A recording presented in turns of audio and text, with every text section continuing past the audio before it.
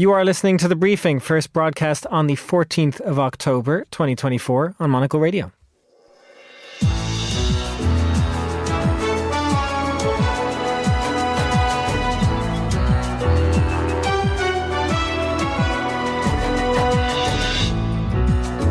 Hello and welcome to The Briefing, broadcasting live from Studio One here at Midori House in London. I'm Chris Chermak. Coming up on today's program. When early voting started, I was happily astounded to see how many people were out voting early. Early voting kicks off in the US states that could swing the presidential election. After that, we'll get the latest from Beirut, where a weekend of attacks and counterattacks between Israel and Hezbollah, with UN peacekeepers among those caught in the crossfire. From Beirut, we head to Iceland, which has called for early elections, really early after the last round finished in April, and then... Bonjour mesdames, bonjour messieurs, bienvenue chez BMW Group, et c'est avec un immense plaisir que nous sommes de retour au Mondial de l'Auto aujourd'hui. We'll check in on a double helping of Paris cultural events, the Paris Auto Show you just heard there, and Art Basel Paris lighting up the French capital this week. All that right here on The Briefing with me, Chris Chermak.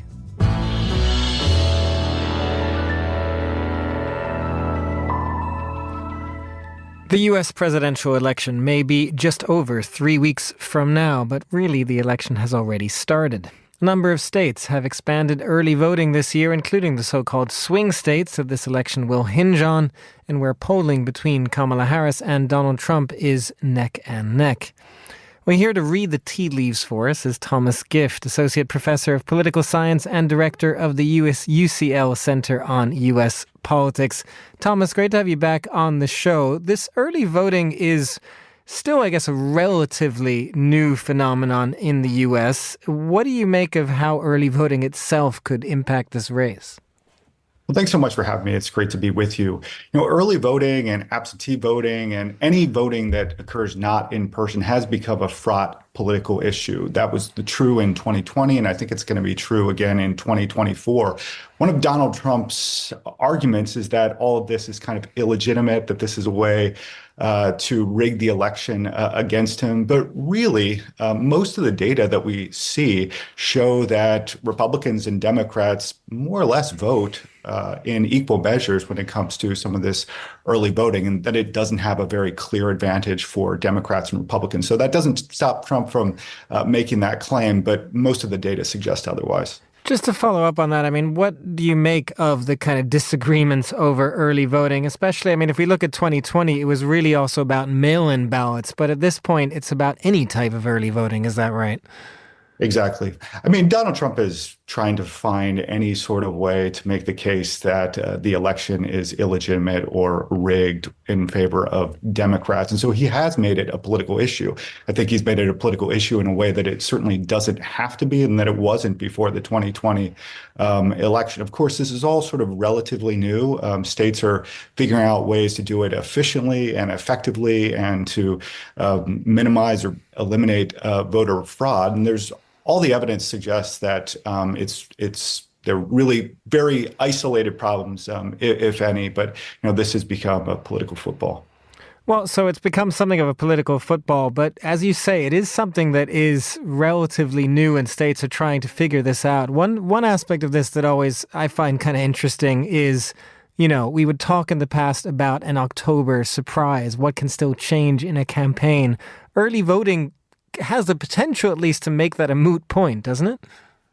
Well, for a certain fraction of voters, I think you're absolutely right. And in fact, one of Donald Trump's arguments for not doing a second debate is that early voting had already started in a number of states. And so he said that it wasn't a significant thing for him to do at all. But, at the same time, the number of early voters, although it's increased certainly markedly over the last couple of presidential elections, it's still the minority.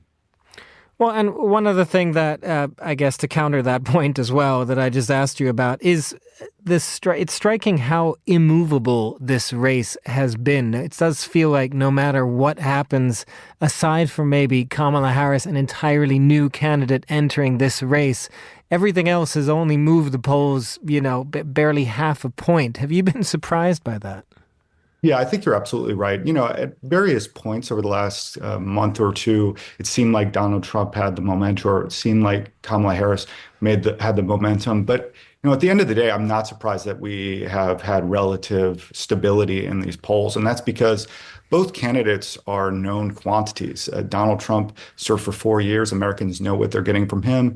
Kamala Harris, they're still getting to know her a little bit, but she has a record of 3.5 years under the Biden administration and has largely kind of tagged her campaign to what happened under his administration. And so I think just the overall number of swing voters or persuadable voters is much smaller this year than it has been in the past. And we're seeing that reflected in polls that are quite stable.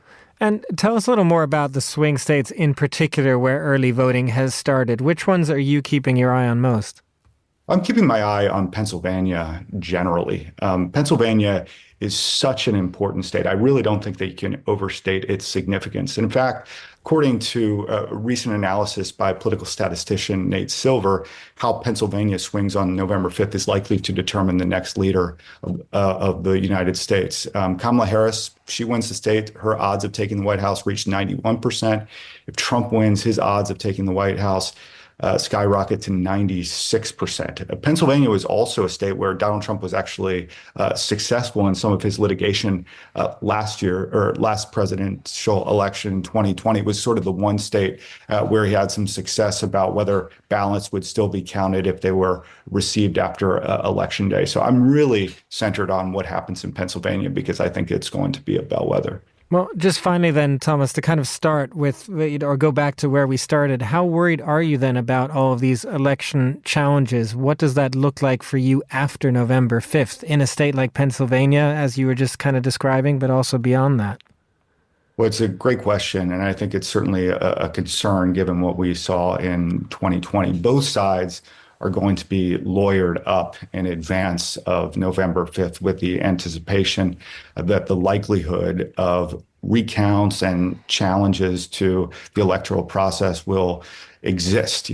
Donald Trump is very unlikely to admit that he lost if he turns out to be the loser in November. And at the same time, just with all these states, just one state can make such a huge difference. And so I think both sides certainly have their lawyers ready. It could be a long process. It's very likely that we won't know who wins the election on the night of the election, probably not until a few days or a few weeks afterwards.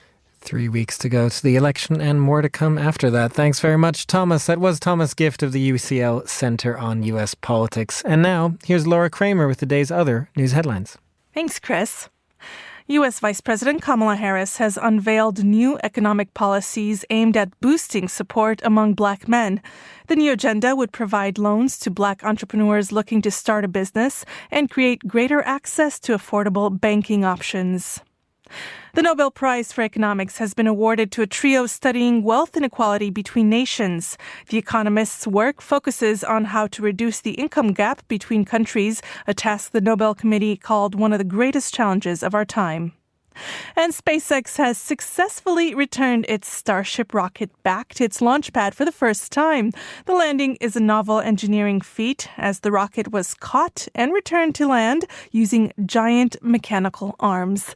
Those are the day's headlines. Back to you, Chris. Thanks very much, Laura. If there's been an imbalance in Israel's war with Hezbollah in Lebanon of late, it hasn't been for a lack of trying. While Israel has killed much of its senior leadership, Hezbollah has continued to fire hundreds of rockets at Israel since October 7th of last year, but typically with little effect. That changed on Sunday when a Hezbollah drone killed 4 Israeli soldiers at a base in Haifa.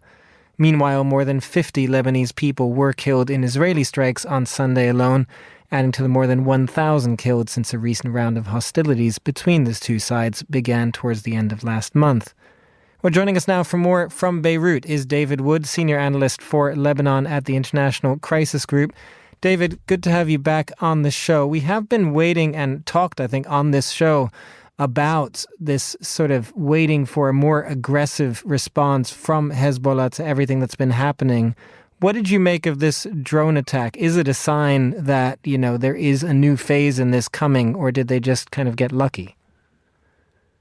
So I think that while it's not entirely clear exactly how Hezbollah managed to get this drone through and to attack this military site south of Haifa, what is clear is that, as you pointed out before, the group has managed to be sending hundreds of rockets every day into northern Israel, despite its recent blows that it suffered. And that it continues to try to up the ante. Obviously, it doesn't have the same capability, particularly from the air, that Israel does, but it has been repeatedly saying that it will turn Haifa into a more frequent target for its attacks, and this is evidence that it can do that. So you'll also remember that about a week ago, there was another attack that successfully wounded people lightly inside Haifa. So again, this is showing that while Israel has undoubted superiority from the air, that Hezbollah is still putting up a fight with its missile and rocket program. And also we should reflect on the fact that Hezbollah has successfully wounded dozens of Israeli troops with anti-tank missiles during Israel's ongoing ground incursions in its invasion of southern Lebanon. So it's clear that Hezbollah, while weakened from a month ago, is still regrouping and putting up a fight. And do you get any sense that Israel might change its response as a result of that? Is Hezbollah bracing for a kind of an even bigger Israeli attack as a result? Sure. So, as I was saying, it's absolutely beyond doubt that that Israel has complete superiority in terms of its air power, and it's possible that Israel could retaliate through widespread airstrikes across Lebanon, particularly in areas aligned with Hezbollah. That's one possibility. It's also clear that Israel has stated that it will also need to do ground operations to push back the threat of Hezbollah. So perhaps it would expand its ground operations. But again, particularly with the latter course, there's a real risk that this could come at a high price for Israel. The further away it gets from the border, the more likely it will incur casualties amongst its soldiers. And it's also not clear at all that it would be able to suppress rocket fire into northern Israel. So clearly at this point, it would seem an opportune time for Israel to switch from the logic of violence to the logic of diplomacy and to set up a lasting security arrangement. Well, to that point of diplomacy, David, there are some reports, as I understand, that Joe Biden, the US president, told Israeli Prime Minister Bibi Netanyahu to kind of hold off attacks on Beirut specifically. What have you heard about that and whether there is any kind of diplomacy going on right now? Well, what we know is that the United States has said repeatedly that it supports Israel's operations against Hezbollah, and particularly in relation to these ground incursions towards targeted Hezbollah infrastructure. Now, I think it's possible that the United States or the Biden administration has sent these messages towards Israel, particularly after a particularly devastating strike in central Beirut, which occurred on Thursday night, in which at least more than 20 people were killed and well over 100 were injured. So this is possible that message has been sent. But unfortunately, as we've seen before, the Netanyahu government has shown that it's willing to act against US advice and counsel. So while we have seen in Beirut in particular that there haven't been strikes in the past few days, I wouldn't be surprised to see them start again, especially after Sunday's events. Well, and one other aspect of this I did want to ask you about, David, is the attacks on UN peacekeepers. The UN claims that Israel forced its way into one of its positions in southern Lebanon, and Bibi Netanyahu has basically called on US peacekeepers to get out. What have you been able to make of that in Beirut? So what we know about this is that obviously UNIFIL has been active since 1978 in southern Lebanon, and this is not the first time that it's faced resistance from one of the parties. However, in this case, Israel demanding the evacuation of UNIFIL troops is a violation of UN Resolution 1701, which guarantees UNIFIL's freedom of movement.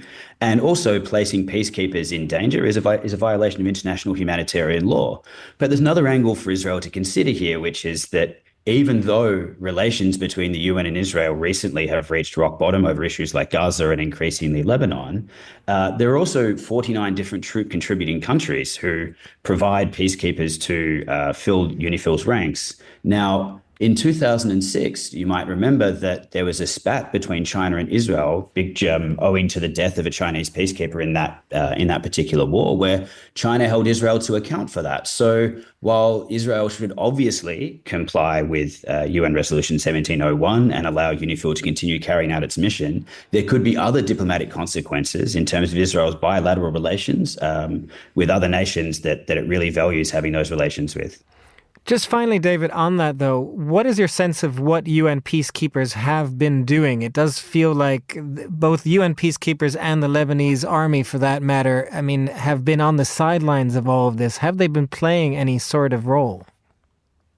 For sure. So I think that UNIFIL has played in the past and right up until recently, while still possible, a really valuable mediation role in terms of ensuring that messages can be run between the different parties to the conflict and to de-escalate tensions. There's also been the presence of UNIFIL troops at particular flashpoints to try to de-escalate. Now, ideally, this would be another situation where the peacekeepers who have refused to evacuate their stations could de-escalate. But of course, at the minute, they are confined to their positions due to the unsafety of the situation. However, I know that the UN Security Council is keen to keep the peacekeepers in place because it would damage the credibility of UNIFIL for its peacekeepers to withdraw now. And we need to remember that once this conflict ends, it's almost certain that UNIFIL and the Lebanese armed forces will both play a key role in maintaining the post-conflict security arrangement. So right now, more than ever, is a time to bolster the credibility of UNIFIL and the Lebanese army and to respect both and to ensure that they don't face any more casualties. David Wood of the International Crisis Group in Beirut, thank you very much for joining us. You're listening to The Briefing on Monocle Radio.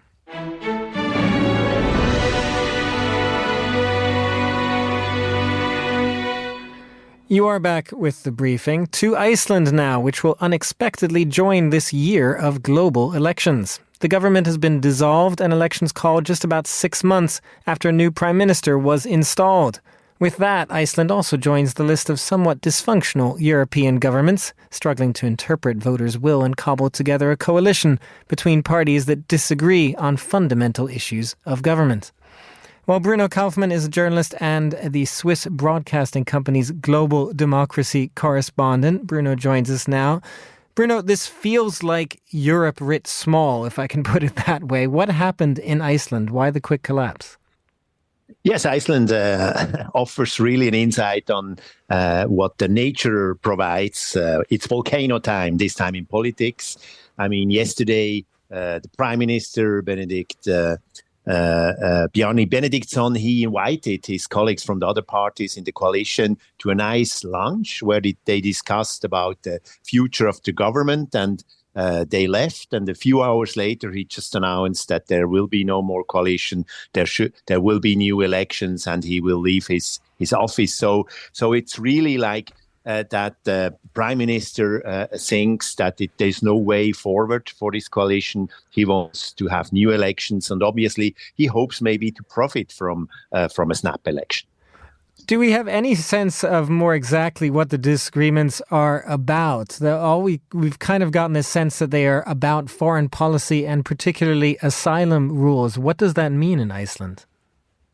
Yes, that means, Iceland has seen an enormous rise of asylum seekers in the last year. Normally in the decades before, there were a few asylum seekers really making all the way to Iceland, and that started to pick up in the early decade. About 2020, there were about 500, but now there are up to 10,000 asylum seekers a year. And this has changed, of course, in a country of 350,000 people, the whole discussion about asylum seekers. And in the current government, which is composed of the poles in the political spectrum, from the Independence Party on the right to the left Green Party on the left. There were so different opinions about that, and especially also the tensions in the Middle East has increased that, because now the left Green were very much critical to Israel, while the Independence Party was very much in favor of Israel. And this has created really a gap between these parties, which couldn't be bridged anymore, even with this nice lunch yesterday. So there will be new elections coming up. And Bruno, do you get any sense of whether voters will say anything different? I mean, the last election was only in April. As you suggest, the Prime Minister hopes to benefit from this. Is that true? Yes, I mean, in fact, the last election were a few years ago. I mean, what we had in Iceland was the presidential election this year. But in fact, the prime minister, he got into the job in April this year only. But Bjarni Benediktsson is somebody who is really like a stand-up man. He has been around for many, many years through the financial crisis, through the Panama paper crisis, and he comes up again. But he's very often not very long in power. He was a prime minister for a few months 6 years ago, and now he made it through 6 months. So people may not trust him to continue that. And there is an expectation that there will be a quite different result with the Social Democrats, who have been in opposition for many years now, picking up the number one seat in parliament and also maybe putting then the prime minister on the post. And that makes, of course, a change, because the Independence Party is the most, you can say, Europe critical party, while the Social Democrats, if they get into power, they are the most friendly to the European integration process. And just quickly on that, Bruno, do you expect at all, I mean, if it is, say, the Social Democrats, will they, though, have the same problem that they will have to form some kind of massive grand coalition where nobody can agree on anything? Yes, that has been the issue, of course, in Icelandic politics for many years now. Since the collapse in 2008, 2009, there has been a big amount of new parties coming into parliament.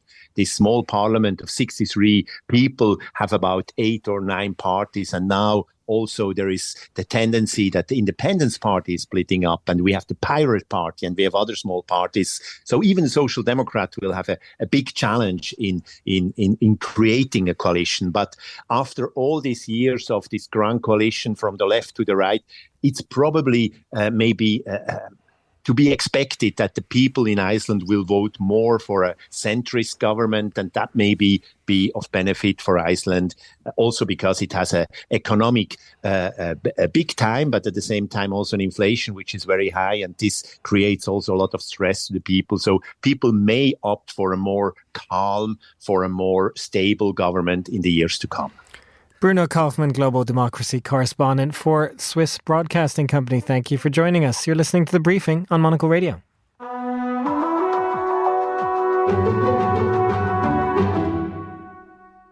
You are back with The Briefing on Monocle Radio. I'm Chris Chermak. Today marks the start of the Paris Auto Show, and besides the glitz and glamour of new models on display, there is also something of a political backdrop to the show, because the European Union and China have been battling over the future of electric cars and who gets to build them. So what can we expect from Paris? Here to tell us more is Monocle's Paris Bureau Chief, Simon Bouvier, who joins us direct from the Paris Auto Show. Simon, do you care, first of all, to check out the Chinese offerings yourself? Do you dare, rather? I mean, I'm kind of imagining the French installing some sort of electric or barbed wire fencing around them at this point. Hi, Chris. Well, actually, counterintuitively, they're out in force at the Paris Auto Show here. Obviously, the stars are the big French constructors, Renault Group and Stellantis, the Franco-Italian-American giant. But there is an entire hall of the Congress Center here that is essentially dedicated to Chinese car makers, including BYD, who is one of the constructors that has been on the receiving end of these tariffs that the European Union has put in place against electric vehicles that are manufactured in China. So even though it's created some tensions, and China has quote unquote retaliated with tariffs on cognac and other kind of minor European exports, I think the trend is definitely that China is in it for the long game, and they're not being deterred by these tariffs, and they have every intention of being a player on the European market going forward. Well, so there is that difference, isn't there? There's the political game on the one hand, but then there is the actual offerings, which, as you say, China is going big even in Europe. How is France responding then? Tell us about some of the new models on France's home turf. Well, I guess to borrow a phrase that I heard from one of our colleagues from our French business daily, Les Echos, if real estate is mantra is location, location, location, the electric vehicle market is really pricing. So the biggest issue for the French and European constructors is how can they offer a mass market electric car essentially at or under the 20,000 euro price point.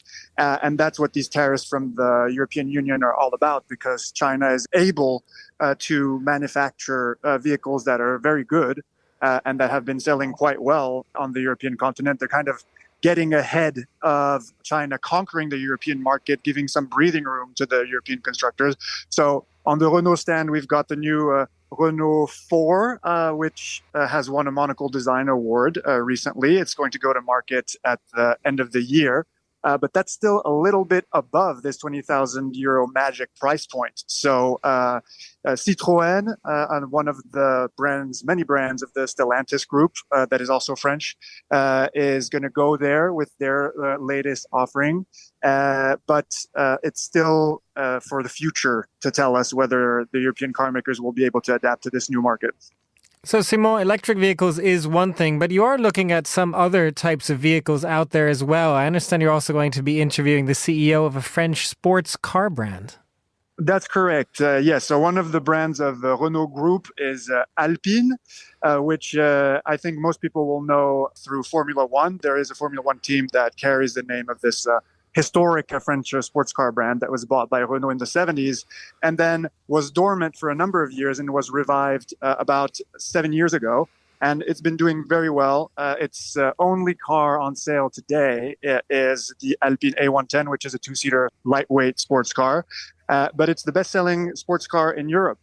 And I'll be interviewing the CEO, Philippe Krief, who is also the technical director for the wider Renault Group, about why they're going to be announcing one new car a year for the next 7 years, and all of them will be electric. So even for this performance-oriented brand that is currently only selling an internal combustion two-seater sports car, they see the future as being electric.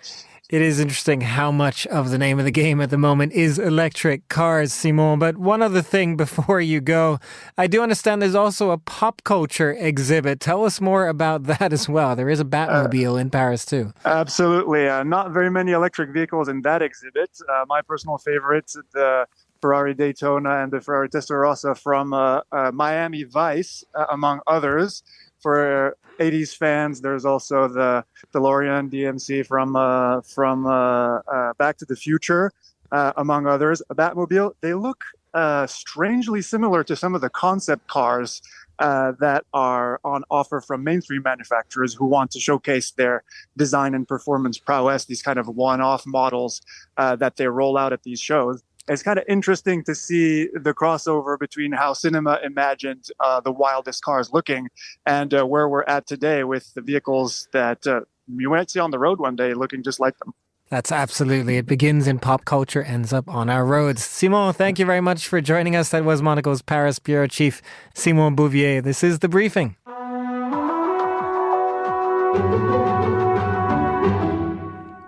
And finally, on today's show, we're going to stick with Paris because in addition to the auto show, this week also marks the start of Art Basel in Paris. And here to tell us about that and other design news is Samantha Say, a writer, editor, and consultant. Samantha, how does this Paris version of Art Basel distinguish itself, first of all? Hi, how are you? Well, first of all, this is the third edition of Art Basel, and what's significant is that it actually has a name change. The previous two editions have been Paris plus Art Basel, and it's now been changed to Art Basel Paris. And it's also going to take place inside the newly refurbished Grand Palais, which is the first time it's been able to do that. So those are two sort of like significant changes. And also that what's really great is that there's going to be a variety of public programs that are going to be available all over the city, including, at the Petit Palais, at the Beaux-Arts de Paris, and various other places. So that's going to be really exciting. And at Place Vendôme, where there's going to be this beautiful 10-foot installation of a mushroom that's going to be definitely having people talking. I'm sure it will. I mean, what's your sense then, Samantha, of like this version, the third iteration of it? Is Art Basel Paris kind of finding its feet? I actually think it's doing very well. I think that the first two editions were extremely successful. I think it really set the tone and found its feet the first edition. I think the second edition was refining it, and I think this third one will definitely be a great way to showcase what Paris has to offer as an international city. There are going to be close to 200 galleries from around the world exhibiting, and about 40 new galleries since last year. So that's what I think is going to be really exciting, is to see the diversity of galleries, talent, artists showing around, not only at Art Basel, but also at the satellite fairs. Design Miami, Paris is in its second edition, and we have a variety of other programs that are going to be working alongside Basel, from major museum spaces and major foundations such as Fondation Cartier and Fondation Louis Vuitton. So I think that's going to be really great to showcase the city. Well, and Samantha, speaking of cities, I mean, Paris is a veteran of these kinds of events, but we did also want to talk about a relatively new entrant. The first ever inaugural Design Mumbai is in November. Yes. So that's happening November 6th to 9th. And I think it is such a great idea for India now to really be showcasing what it has to offer, both for global brands and local artisanal brands. I definitely think there's a really big shift in perception of what it means to be made in India. The soft power of India, I think, is definitely on the rise. There's, across the board, from fashion, jewelry, art, design, aesthetics, wellness, etc. I think it's a great way to sort of encapsulate everything in one event that goes on for 3 or 4 days. Global brands, will be showing everything from furniture to lighting, kitchens, bathrooms, workspaces, and outdoor spaces. Poltrona Frau is presenting its collection designed by Faye Toogood, among others. Vitra will be there. Hastings, the bed brand, will also be there, as will Hay and Boss Design. Now, they'll be showing alongside local brands, including the Anuvad Innovation Studio, who works between the intersection of craft and technology, and Black Design Studio, who works across interiors, and Inca Homes, which focuses on beautiful textiles, homeware, and glassware. I think it's a really great time, for India to show what it can do on a global stage. And do you get the sense Mumbai is excited about this?